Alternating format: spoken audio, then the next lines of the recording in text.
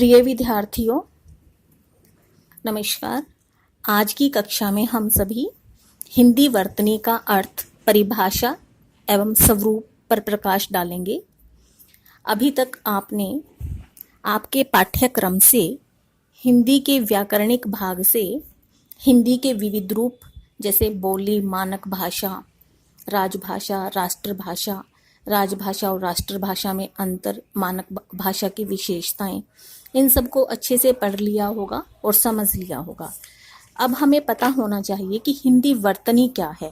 सर्वप्रथम वर्तनी का शाब्दिक अर्थ यानी वर्तन करना, अर्थात किसी का अनुगमन करना। अनु यानी पीछे, गमन यानी चलना, पीछे पीछे चलना। यानी लिखित भाषा में लेखनी जो है उच्चरित ध्वनियों का अनुगमन करती है।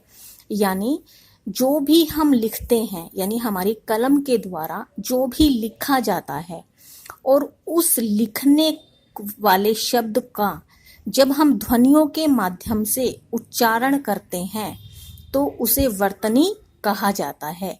वर्तनी लिपि का महत्वपूर्ण पक्ष है और वर्तनी के अगर शाब्दिक अर्थ की तरफ जाएं तो इसको अक्षर विन्यास, अक्षरी और वर्ण विन्यास आदि भी कहा जाता है। अगर व्यवहारिक तौर पर इसकी परिभाषा को समझें तो भाषिक ध्वनियों के निर्धारित जो प्रतीक चिन्ह निर्धारित किए गए हैं उनके सार्थक, व्यवस्थित, व्यवहारिक अनुप्रयोग का आधार तत्व ही वर्तनी है। भाषा में शब्दों, पदों, वाक्यों, वाक्यांशों का सही शुद्ध रूप उच्चारण करना और लिखित रूप में उपयुक्त एवं संगत वर्तनी पर ही निर्भर करता है। यानी कहने का अभिप्राय यह है कि किसी भी भाषा में जो शब्द हैं, पद हैं, वाक्य हैं, उनका अगर लिखित रूप शुद्ध है तभी उनका शुद्ध उच्चारण हो सकता है। शुद्ध उच्चारण ही लिखित वर्तनी का जो शुद्ध उच्चारण है वही वर्तनी कहलाता है। सारांश रूप में शब्द के शुद्ध लेखन को वर्तनी कहते हैं तो उसके शुद्ध लेखन के शुद्ध उच्चारण को भी वर्तनी में ही शामिल किया जाता है। डॉक्टर नरेश मिश्र ने वर्तनी की परिभाषा देते हुए कहा है कि शब्द के विभिन्न वर्णों की कर्मशः शुद्ध रूप में की जाने वाली प्रयोग व्यवस्था ही वर्तनी है। हिंदी में वर्तनी संबंधी नियम हैं और उनसे संबंधित कुछ समस्याएं एवं समाधान भी विभिन्न विद्वानों द्वारा प्रस्तुत किए गए हैं। उदाहरण के लिए हिंदी भाषा में अक्षर एवं शब्द स्तर पर वर्णों, संयुक्त वर्णों, विभक्ति चिन्हों, क्रियापदों, विराम चिन्हों, श्रुति मूलक या और व, अनुस्वार, अनुनासिक, हलन चिन्ह, ध्वनि परिवर्तन, पूर्वकालिक प्रत्यय, हिंदीतर ध्वनियों व शिरोरेखा से संबंधित वर्तनी के कुछ नियम निश्चित किए गए हैं जिनका अध्ययन हम अब करेंगे। हिंदी वर्तनी में वर्तनी संबंधी आवश्यक नियम इस प्रकार से हैं। पहला जो है संयुक्त वर्ण संबंधी नियम। खड़ी पाई वाले व्यंजनों का संयुक्त रूप उनकी खड़ी पाई को हटाकर बनाया जाए। जैसे के लिए खयाति, लग्न, विघ्न, प्यास, ध्वनि। अर्थात जो खयाति है, ख है, उसकी खड़ी पाई को हटाकर उसका संयुक्त रूप बना दिया। लग्न में आधा ग, विघन में आधा ध और प्यास में आधा प। दूसरा पॉइंट है रा के प्रचलित 3 रूप ही रहें और वो किस प्रकार से रहें देखिए। जैसे कि धर्म, धर्म में रा प्लस मा।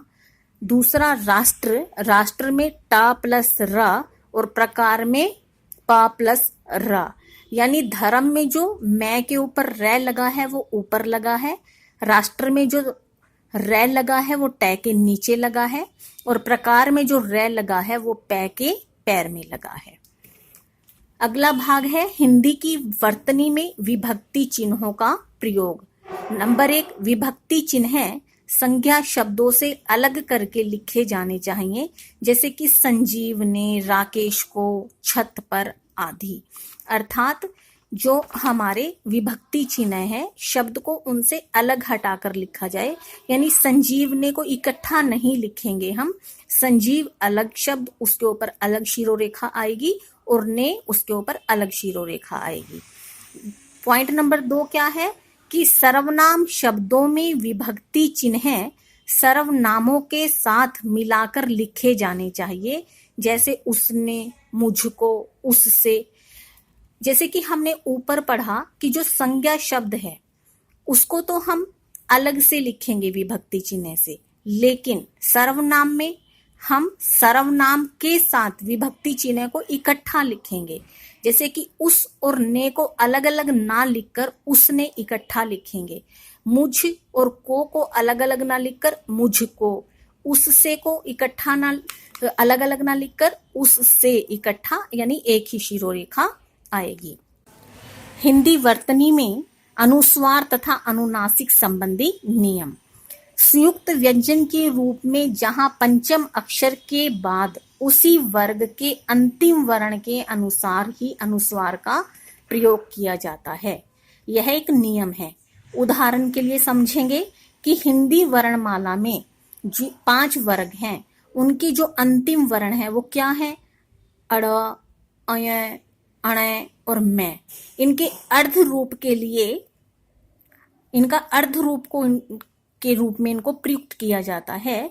मानक हिंदी में लेखन एवं मुद्रण में सरलता एवं एकरूपता लाने के लिए भी अनुस्वार के इसी रूप का प्रयोग किया जा रहा है, जैसे कि अंग्य को अंग, काव्यांग, रंगशाला, पतंग।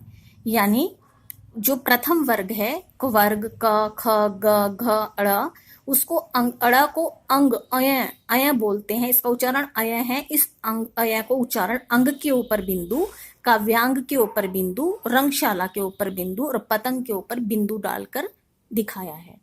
ऐसे ही जो वर्णमाला का दूसरा वर्ग है च वर्ग, जैसे कि च वर्ग में च, छ, ज, झ और य आते हैं, तो य का उच्चारण जैसे मंजन, मंचन, कुंजी में बिंदु डालकर किया गया है, जिसे कि हम अनुस्वार कहते हैं। इसी तरह वर्णमाला का तीसरा वर्ग ट, ठ, ड, ढ, अणा। अणा का उच्चारण, अणा को अणा किसी भी शब्द में ना लिखकर बिंदु के रूप में, अनुस्वार के रूप में कैसे लिखा जाता है? टंडन, कंगन, बंटन आदि। फिर वर्णमाला का अगला वर्ग है जो त, थ, द, ध, न।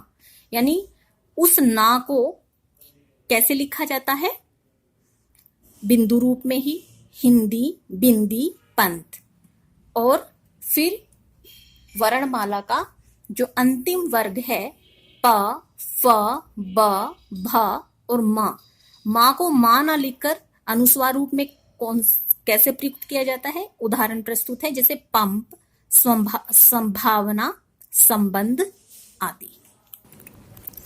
हिंदी वर्तनी में संस्कृत के तत्सम शब्दों का भी वर्तनी से संबंधित नियम है।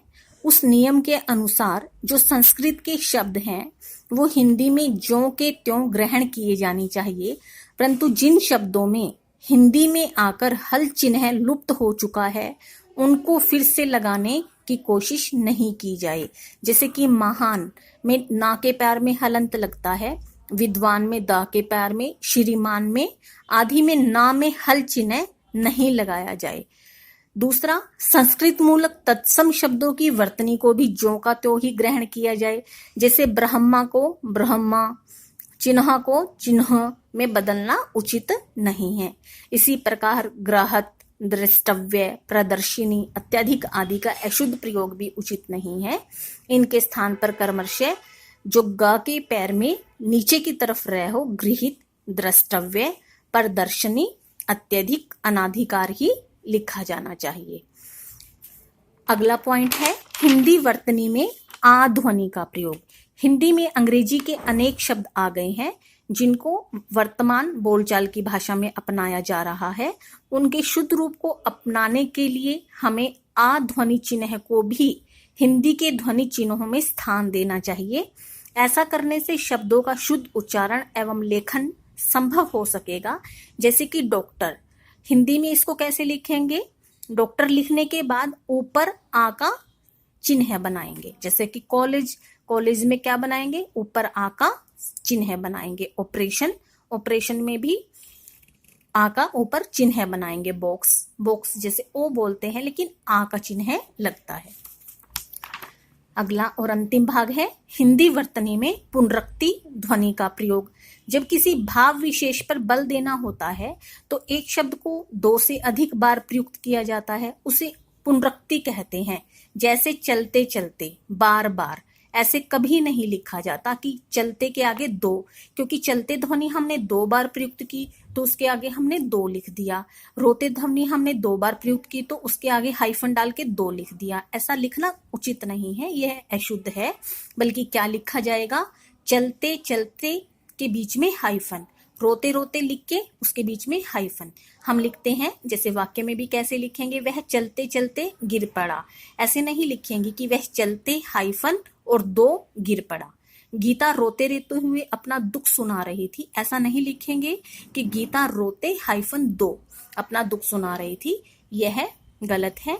अर्थात जो ध्वनि 1 से अधिक बार प्रयुक्त होती है उसके बीच में हाइफन डाल के उसे 2 बार लिखा जाता है। इसी तरह से वर्तनी में और भी नियम है, परंतु कुछ महत्वपूर्ण और आवश्यक नियमों की मैंने आपको जानकारी दी है। आप इन सभी नियमों को सुनेंगे, समझेंगे और ध्यानपूर्वक पढ़कर समझने की कोशिश करेंगे। धन्यवाद। आपकी हिंदी प्राध्यापिका डॉक्टर सुषमा।